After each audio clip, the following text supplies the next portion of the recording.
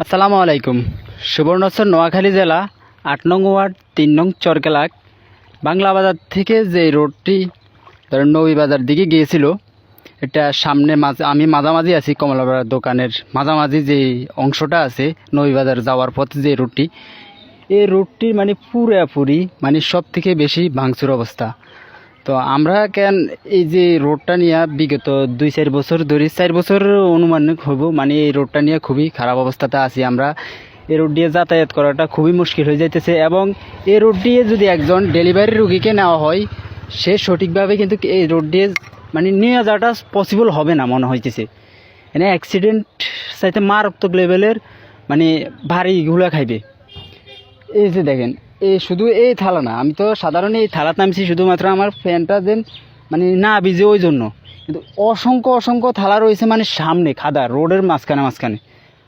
এখন আমাদের মূলত কথা হয়েছে যে আমরা শুধু ভিডিও করি মানুষকে দেখানোর জন্য, এমন তো না। এই ভিডিওর মাধ্যমে যেন কিছুটা পরিবর্তন হওয়ার সম্ভাবনা থাকে, তার জন্য ভিডিওগুলো তৈরি করি।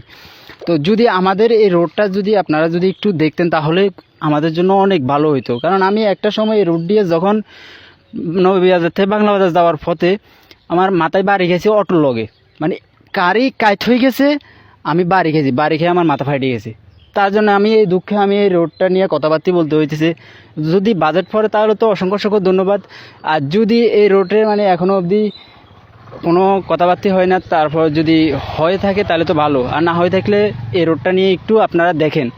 আপনারা এই বর্ষার টাইমে আপনারা এই সব জায়গা দিয়ে অটো নিয়ে আসেন, সিএনজি নিয়ে আসেন, মাইক্রো নিয়ে আসেন, দেখবেন কি পরিস্থিতি এসব রোডে যাতায়াত করা আমাদের জন্য খুবই কঠিন হয়ে যাইতেছে।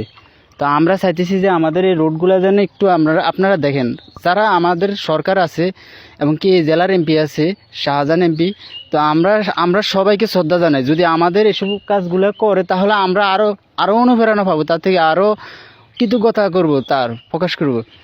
তাহলে আমরা চাই যে শুধু আমাদের এই যে নবীবাজার থেকে যে রোডটি গিয়েছিল বাংলা বাজার এবং কি কমলারবাদ দোকান, মানে এই রোডটা যেন একটু পরিবর্তন করার চেষ্টা করে তারা, আমরা চাই এতটুকুই। আর যদি আমার এই নিউজ যদি ভুয়া হয় বা ভুল হয় তাহলে আপনারা একটু দেখে যেতে পারেন। এই রোড দিয়ে একটা অটো নিয়ে বা সিএনজি নিয়ে মাইক্রো নিয়ে যদি আপনারা যাতায়াত করার পথে যদি সমস্যা না পড়েন তাহলে আমার কমেন্টে ধোলাই দিতে পারেন, সমস্যা নাই। ভিডিওর ভিতরে আমি কোনো মিথ্যা নিউজ ছড়াইব না, হয়তো বা আমার কথার ভিতরে একটু রং থাকতে পারে। তারপর আমি যেসব জায়গাগুলো দেখাইছি অসংখ্য জায়গা আপনার পাবেন যে ভাঙা, একদম পুরোপুরি ভাঙা।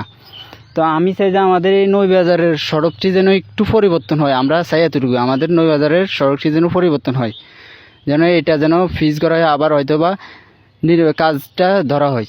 যদি ধরা মানে বাজেট যদি পড়ে তাহলে তো অসংখ্য অসংখ্য ধন্যবাদ আমাদের, যাতে আমাদের নোয়াখালী জেলার মানুষরা আপনাদেরই কৃতজ্ঞতা করবে যে আমাদের এই রোডটা ফাঁকা করে দিয়েছে। কে দিয়েছে? অমুক মন্ত্রী দিয়েছে, অমুক নেতা দিয়েছে, মানে এরকম একটা প্রশংসা সবার মুখে শুনতে পাবেন। তা আমরা চাই আমাদের এই রোডটা, এই রাস্তাটা যেন মানে ফিউজ হয় আবার নতুন করে, চেষ্টা করবেন। কারণ এইটা দিয়ে আমরা যাতায়াত করে মানে খুবই কষ্টের ভিতরে আছি। তো ভালো থাকবেন, সুস্থ থাকবেন, পাশে থাকবেন। আল্লাহ হাফেজ, আসসালামু আলাইকুম। আমি মোহাম্মদ জাহিদ হোসেন।